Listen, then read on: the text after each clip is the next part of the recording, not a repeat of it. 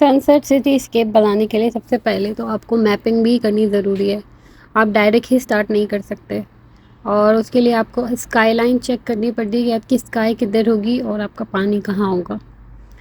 मैंने सबसे पहले उसको देखा, मेजर किया और लाइन क्रिएट की, स्ट्रेट लाइन, और फिर टेप लगाया, मास्किंग टेप, सो दैट मेरा स्काई जो है मेरी सी से अलग रहे और बिल्कुल क्रिस्प लाइन आए।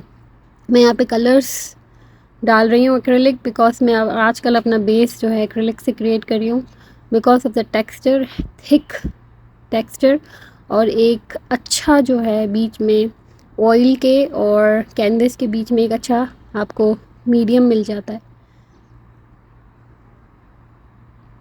सबसे पहले मैंने इसमें पिथैलोसाइन वाइट कलर, पिथैलोसाइन ब्लू और मीडियम रेड मैंने लिया। ये सारे बेसिक कलर्स हैं। इसको मिक्स किया है and I am using water to mix it and making smooth. Now I am adding warm colour next and taking to yellow, red and white, and because acrylics dry faster, so it helps me develop the base tone really fast. Acrylic से base बहुत जल्दी बन जाता है। Acrylic की blending थोड़ी सी मुश्किल होती है, लेकिन अगर आप थोड़ा सा पानी लगाएं और थोड़ा तेज़ काम करें तो एक्रेलिक ब्लेंड बहुत अच्छी तरीके से हो सकते हैं और हो जाते हैं।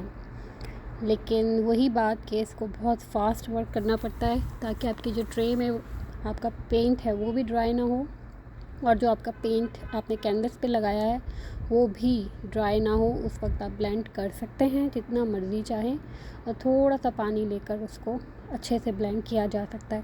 ज़्यादा पानी लगाने का प्रॉब्लम ये है कि कलर्स फेड हो जाते हैं, उतनी ज़्यादा उसके अंदर विविडनेस नहीं रहती, ब्राइटनेस नहीं रहती, या कलर सैचुरेटेड नहीं रहते अगर आप सैचुरेटेड कलर्स चाहते हैं तो जितने होना चाहिए।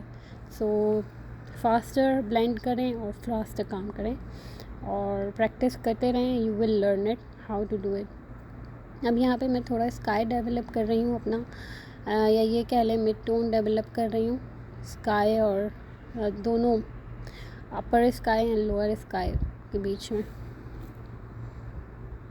नाउ आपके स्काई और आपकी जो सनसेट हो रहा होता है, अपर स्काई और सनसेट के बीच में एक लाइट होती है बहुत स्ट्रॉन्ग, वो भी डेवलप करना थोड़ा सा मुश्किल होता है क्योंकि उसके दोनों को कलर्स को मिक्स करके एक कलर बनता है, या तो वो थोड़ा वाइट होता है या फिर ग्रीनिश की तरफ जाता है, यानी मिस्टी कलर होता है, it is not saturated at all.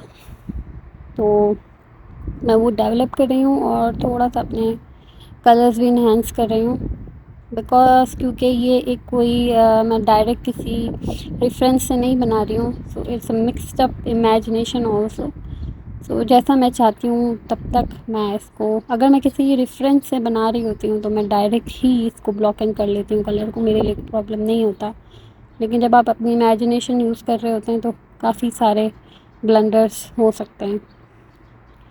So here I am making some clouds or dust, misty look in the bottom. थोड़े से अपने क्लाउड्स मैं अपने ठीक कर रही हूँ जो कि मैं बाद में हटा दूँगी because it was not setting good in my composition. और ये मैंने नीचे का मास्किंग टेप हटाया है for that crisp line of the sky. अब वाटर बॉडी मैंने बनानी है जिसके अंदर ज़रूरी है कि आपके स्काई के कलर्स आपके पानी में रिफ़्लेक्ट हों। याद रहे कि पानी का अपना कोई कलर नहीं होता, जो भी होते हैं वो रिफ्लेक्शंस होते हैं या फिर अंडर वाटर आपको एक झलक मिलती है जब वो लहर उठती है। तो उस लहर के बीच में जो आप देखते हैं डार्कनेस, वो अंडर वाटर आपको उसकी रिफ़्लेक्शन नज़र आ रही होती है, अंडर वाटर पानी की, जो कि अंधेरा होता है और कुछ भी नहीं होता at this time of hour. अगर दिन की रोशनी हो तब भी आप थोड़ा सा डार्कर ही देखेंगे लहर को, लहर के बीच में, क्योंकि ऑब्वियसली पानी के अंदर इतनी ज़्यादा रोशनी नहीं होती जितनी ऊपर होती है और स्काई कलर्स इतने नहीं होते। स्काई कलर्स डिफरेंट हो जाते हैं अंडर वाटर, पानी का कलर चेंज होता है। तो दिस इज़ द थिंग।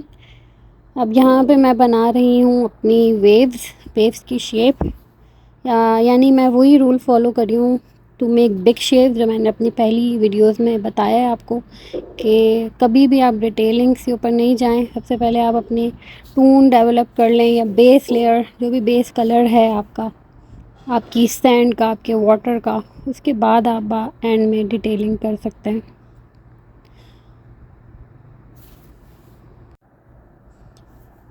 अपनी बेस कंप्लीट करने के बाद मैं थोड़ा सा अपनी स्काई के कलर्स को और ज़्यादा रिफ्लेक्ट कर रही हूँ, जैसे कि सनसेट के कलर्स। और ये सब अभी सिर्फ टोनल वैल्यूज़ हैं, इसके ऊपर अभी मैंने डिटेलिंग शुरू नहीं की है। ये कहाँ मेरा स्काई लहर जो बन रही है उसमें स्काई के जो कलर्स अप एंड डाउन आ रहे हैं वो। उसके बाद मैं अपनी फिक्स करूँगी डिटेल्स। यहाँ पे मैंने नाइफ़ के ज़रिए, सिर्फ अभी एक्रेलिक से ही काम हो रहा है, मैंने ऑयल्स नहीं यूज़ किए हैं। नाइफ़ से मैंने अपनी लहरों को आड़ा टेढ़ा छपा के जो मार रही होती हैं लहरें, वो बनाई हैं। और या फास्टली क्रिएट कर सकते हैं, इसके अंदर कोई मैंने साइंस नहीं लगाई है। और ये भी एक लहर है जो ब्रेक होती है आके साहिल के ऊपर। ब्रेक होने का मकसद ये है कि एक होता है लहर जिसकी मुंह बंद होती है, यानी कि बिल्कुल ऐसे उठ रही होती है जिसमें उसका अभी हेड नहीं बना होता, और जब वो साहिल पे आके ब्रेक होती है, टूटती है, तो उसका हेड क्रिएट होता है विथ लॉट्स ऑफ फोम। सो वो मैंने यहाँ पे फोम क्रिएट किया है। और फोम कभी वाइट नहीं होता, वो सिर्फ एक इल्यूजन होता है कि वो एक वाइट फोम है। उसमें भी कलर्स होते हैं वही स्काई के, लाइटर होंगे लेकिन होंगे। यहाँ पे मैं अपने ऑयल कलर मिक्स कर रही हूँ और एक्रेलिक आपका पूरा ड्राई हो चुका होना चाहिए। ये मेरे ख़्याल से मैंने उसी दिन स्टार्ट किया था, क्योंकि काफ़ी ज़्यादा मेरे ड्राई हो चुकी थी एक्रेलिक कलर्स। एक्रेलिक आपका ड्राई हो जाना चाहिए बेस। इसकी वजह ये है कि मैं ऑयल इसलिए यूज़ करती हूँ कि नाइफ़ का टेक्सचर जब मैं इससे बनाती हूँ तो बहुत अच्छा बनता है, और दूसरा ये कि इसकी ब्रिलियंस बहुत अच्छी होती है।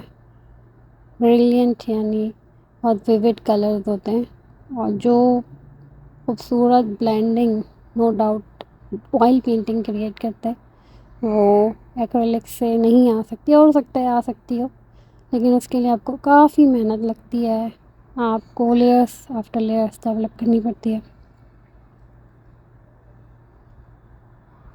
Now I am fixing my dark area और लाइटेस्ट लाइट एरिया, यानी कि जो भी डार्क एरिया है वेव का, जो लाइटेस्ट एरिया है वेव का, उसको मैं फिक्स कर रही हूँ। And it will take a lot of time because it's kind of a detailing.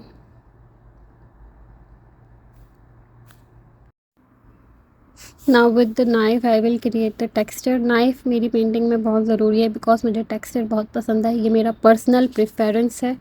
यहाँ पे मैं इसको स्क्रैच करके जो लेयर है नीचे की उसको भी रिवील करती हूँ, क्योंकि नीचे के कलर्स जो होते हैं वो बहुत ब्रिलियंट होते हैं, और आपका जो बेस होता है वो डार्क होता है, क्योंकि मैं ज़्यादातर डार्क ही रखती हूँ, तो उसको रिवील करना, या फिर अगर नीचे का बेस लाइटर है और ऊपर का डार्क है तो उसको यहाँ मैं डिटेलिंग क्रिएट कर रही हूँ। जो सन की ग्लिमरिंग लाइट्स हैं उसको मैं क्रिएट कर रही हूँ बहुत ही लाइटर मार्क्स से, और नीचे का जो मेरा बेस है वो डार्कर है। और जब तक आप सन की रोशनी बिल्कुल एक लाइन में क्रिएट करनी है, उसके लिए मुझे जो कलर एक्सपेंड हो रहे हैं दूर दूर तक, यानी कि लाइट एक्सपेंड हो रही है उसके सन के लेफ़्ट पे और राइट पे, तो वो बहुत ज़्यादा लाइटर नहीं होना चाहिए। बिल्कुल सेंटर में जो लाइट है आपकी वो बहुत ज़्यादा लाइट होनी चाहिए।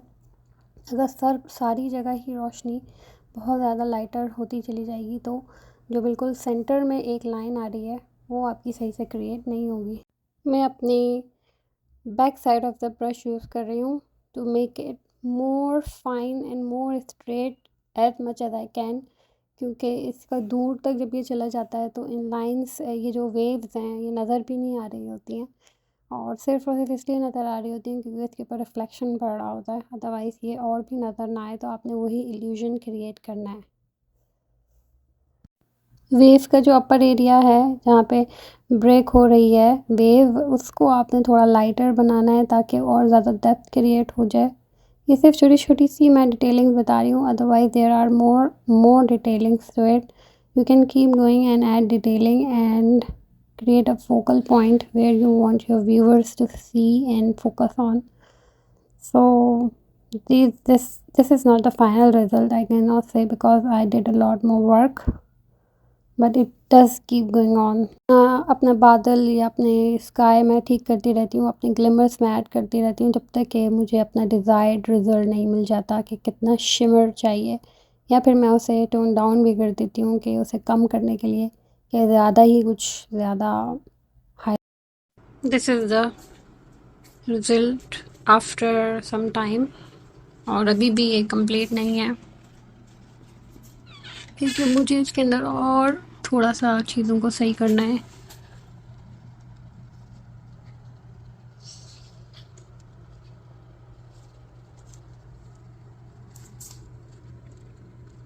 This is the texture I made along with the line. This is because I applied oil. The shimmer is because of the oil.